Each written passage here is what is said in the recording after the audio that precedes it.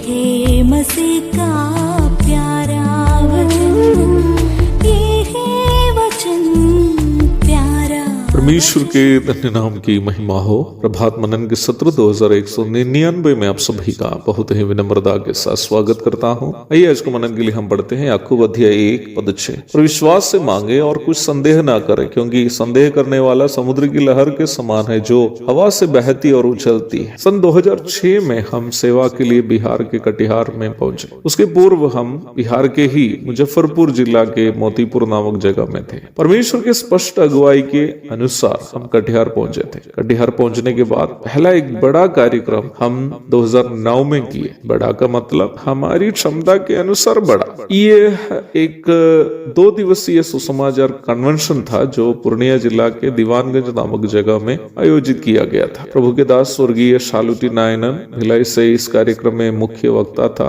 जगदलपुर से brother gym Matthew और केरल से ब्रदर जॉनसन पीटर संगीत की सेवा के लिए भी आए हुए थे। इस कार्यक्रम का आयोजन मानुषिक परिप्रेक्ष्य में कहूँ तो हमारे लिए एक बड़ी चुनौती थी। कटिहार की नई कलीसिया इस कार्यक्रम के लिए आर्थिक रूप में सहायता करने की क्षमता में नहीं थी। जब हम कार्यक्रम का खर्च का एस्टिमेट लिया तो हमें निम्न कार्यक्रम का आयोजन के लिए लगभग 60,000 रुपए की आवश्यकता की जानकारी मिली। कार्यक्रम के लिए नोटिस इत्यादि छप गए थे। अब मात्र 2 सप्ताह ही कार्यक्रम के लिए बाकी थे। हमारे पास नया पैसा नहीं था। दिन जैसे जैसे नजदीक होने लगा थोड़ा सा घबराहट भी होने लगा था। कहीं रुपये की व्यवस्था नहीं हुई तो हम क्या करेंगे। एक दिन पत्नी मेरे पास आकर इस प्रकार बोली, अब तो केवल 2 ही सप्ताह बाकी है ना, कार्यक्रम कैंसिल कर दो ताकि बेइज्जती होने से बच जाएंगे। क्योंकि हमें ये नहीं मालूम था कि इतना बड़ा रकम कहाँ से आएगा। परंतु अचानक परमेश्वर के अनुग्रह से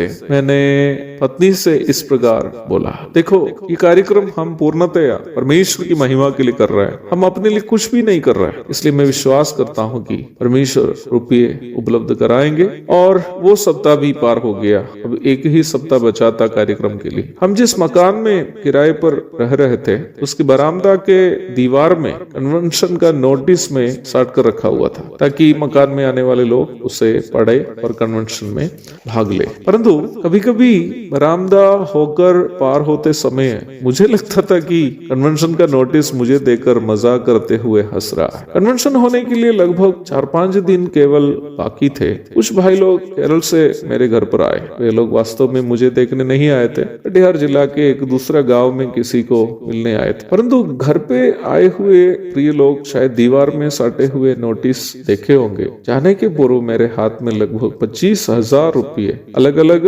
लोग दिए। यद्यपि हमें और भी 35,000 रुपये की जरूरत थी। और मैंने पत्नी से कहा, देखो प्रभु हमें बाकी रुपये भी अवश्य देंगे। लगभग 300 लोगों की उम्मीद करते थे हम लोग उस कन्वेंशन के लिए, लेकिन 1500 से भी अधिक लोग उस कन्वेंशन में भाग लिए और कई लोग हार भी पाए। जब हम अंत में हिसाब देख रहे थे पता चला कि पूरे 56,000 रुपये खर्च हुए और एकदम 56,000 रुपये प्रभु ने उपलब्ध भी कराया था। एक भी रुपया कर्ज लेना नहीं पड़ा था। निम्न अनुभव हमें ऐसे ही 2 और भी सुसमाचार कन्वेंशन करने और 2011 में 4 दिवसीय विश्वासियों का सम्मेलन जिसमें 600 लोग भाग लिए और 2013 में और 2019 में 300 युवकों के लिए यूथ कैंप इत्यादि का आयोजन करने के लिए हिम्मत प्रदान किया। 2019 में आयोजित यूथ कैंप का कुल खर्च 8 लाख रुपए से अधिक था, जिसके लिए एक भी व्यक्ति से आर्थिक सहायता की मांग नहीं करनी पड़ी थी। परंतु प्रभु ने अपने लोगों को प्रेरित किया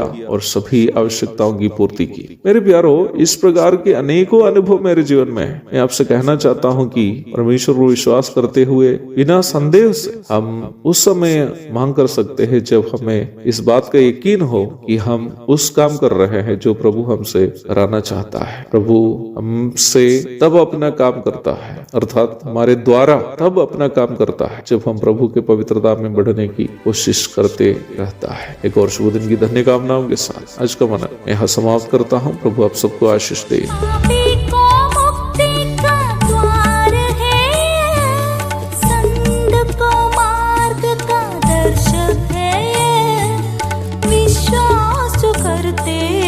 उसके लिए अनंत जीवन का साधन है ये है वचन।